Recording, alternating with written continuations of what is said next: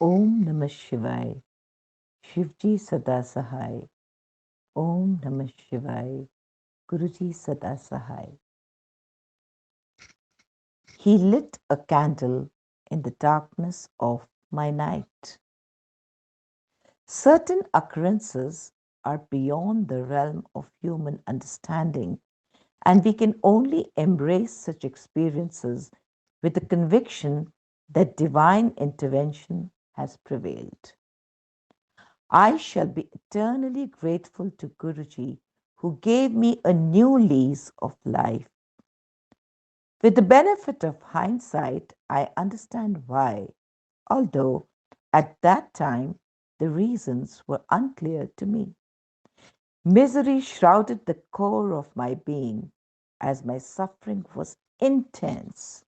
Every cell and nerve of mine was filled with agony on the physical and psychological levels.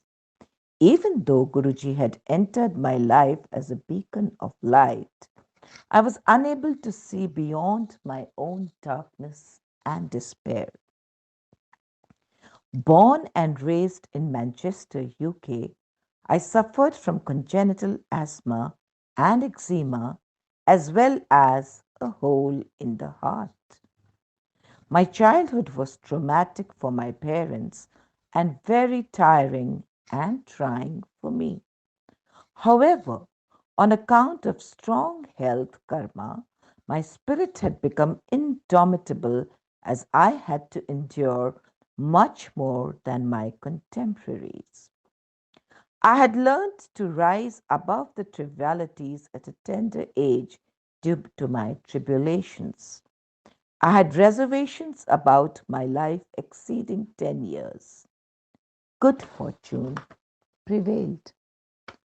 My parents, on the other hand, lived with uncertainty as the heart specialist had painted a grim picture for me.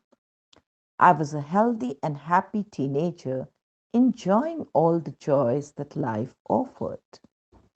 At 22, I tied the knot and migrated to Delhi.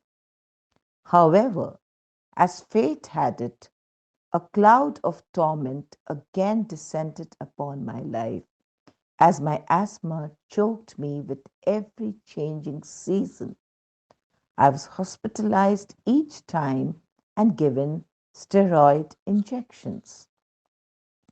I felt dejected and rejected as, despite my best efforts to evade and avoid asthma attacks, I was still stuck with the worst kind.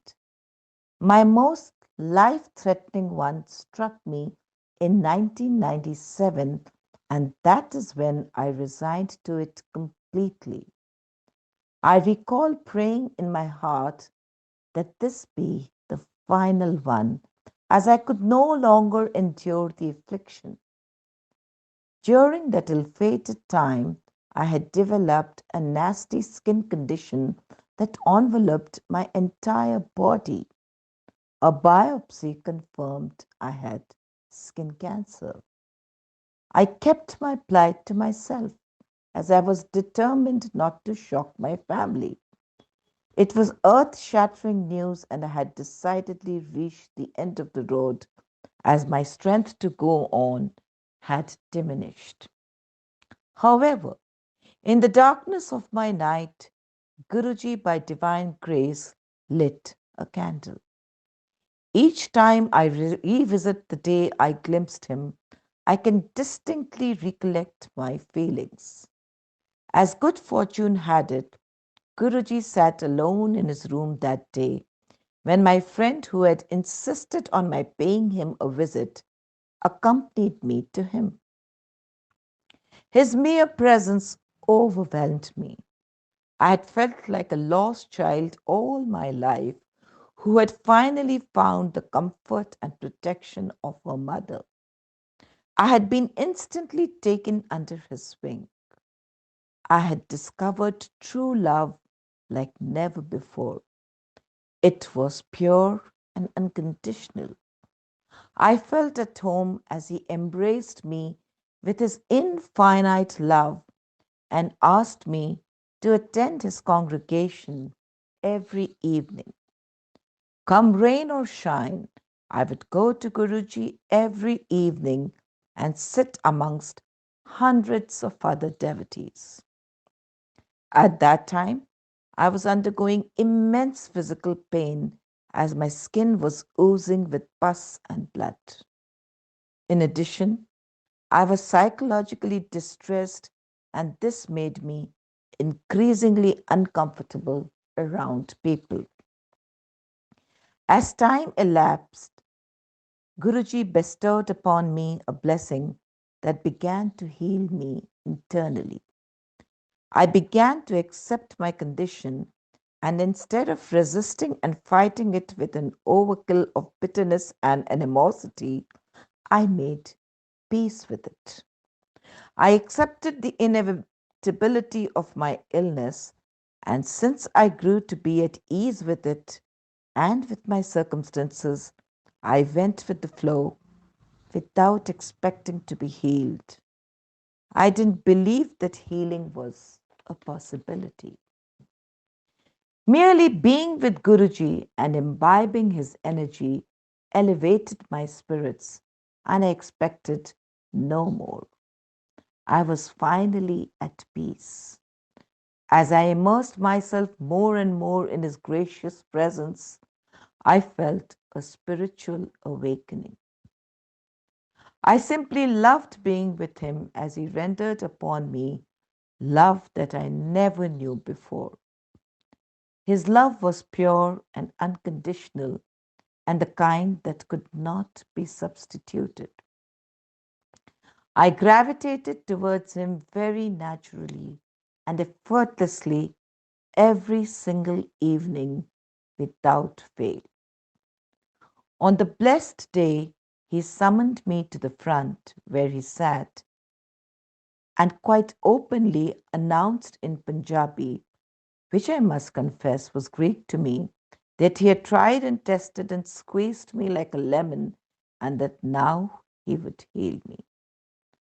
I must not fail to add how true his words were, as he had left no stone unturned in testing my endurance to see if I was worthy of his love. I returned home that evening with hope and joy blossoming in my heart. All those months that my skin was inflamed, I would avoid my reflection as I was daunted by it. The mirror was a painful sight. The turning point arrived when Guruji endowed me with his eternal blessings and advised me to muster the courage to look in the mirror. Courage is what it took me, as the reflection had changed by only a fraction. However, within a few weeks, I saw a new me standing in the mirror, a stranger to myself. I was overawed by Guruji. Without a shadow of doubt, I was convinced of his sublime healing powers, and my love for him grew ever stronger and my faith even more formidable. Changing seasons came and went, but did not trigger off any asthma attacks. In fact, I breathed Delhi's polluted air as normally as anyone I knew without being choked by it. Guruji gave me a new lease of life and told me that I would not have survived if he had not healed me.